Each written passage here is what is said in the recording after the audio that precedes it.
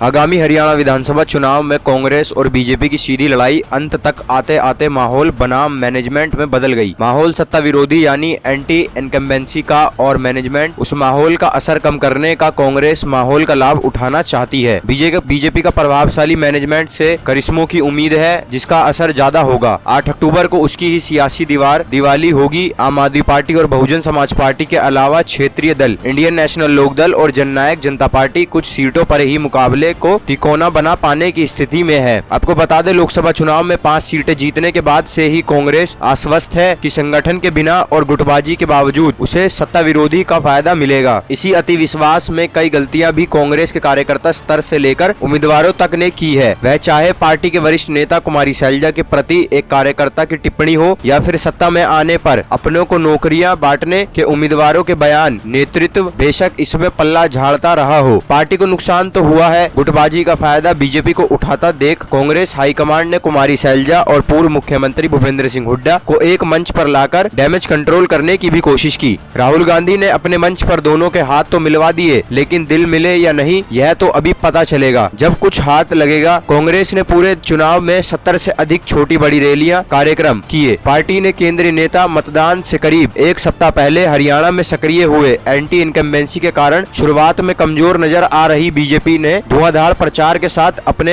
Micro management के सहारे बीते 15 दिनों में अपनी स्थिति काफी सुधार ली। किसान पहलवान जवान की नाराजगी का जो नैरेटिव कांग्रेस ने गढ़ा था उससे जाट वोट बैंक का कांग्रेस के पक्ष में ध्रुवीकरण होता देख बीजेपी ने दलितों, ब्राह्मणों, ओबीसी और बाकी वर्गों का ध्रुवीकरण करने की कोशिश की। बीजेपी ने प्रधानमंत्री नरेंद्र मोदी की 4 और अमित शाह की 10 रैलियां कराकर दलितों पर हुए कथित अत्याचारों, आरक्षण खत्म करने जैसे मुद्दे उठाए और कांग्रेस के रक्षात्मक होने पर मजबूर किया। यूपी के सीएम योगी आदित्यनाथ समेत 5 राज्यों के मुख्यमंत्रियों की 2 दर्जन से ज्यादा रैलियां भाजपाई ने कराई। भाजपा नेता ने 39 दिनों के प्रचार में हरियाणा में 150 से ज्यादा रैलियां कर अति पिछड़ी अनुसूचित जातियों तक पहुंचकर उन्हें भी आरक्षण को लेकर आश्वस्त करने की कोशिश की। हरियाणा में जाट मतदाता मुखर रहा है जो कि सत्ता विरोधी माना जा रहा है, लेकिन अन्य जातियों के मतदान मौन है। यह मौन मतदान भी भाग्य विधाता होंगे। बीजेपी ने जितना वोट जाट के विपरीत अन्य समुदाय का ध्रुवीकरण किया होगा उतना ही उसे फायदा हो सकता है, लेकिन आकलन करना मुश्किल है कि कितना हुआ है या हुआ भी है या नहीं। भाजपाइयों की उम्मीद इसी पर टिकी है। अब मतदाता किसे जीत का लड्डू खिलाएंगे यह 8 अक्टूबर को पता चलेगा। हरियाणा में 5 अक्टूबर को होने वाले सभी 90 विधानसभा सीटों पर मतदान के लिए सभी तैयारियां पूरी कर ली गई। चुनाव आयोग ने मतदान प्रक्रिया को सुचारू रूप से संपन्न करने के लिए सुरक्षा के कड़े इंतजाम किए। हरियाणा में चुनाव आयोग ने निष्पक्ष और पारदर्शी चुनाव सुनिश्चित करने के लिए कई कदम उठाए। संवेदनशील और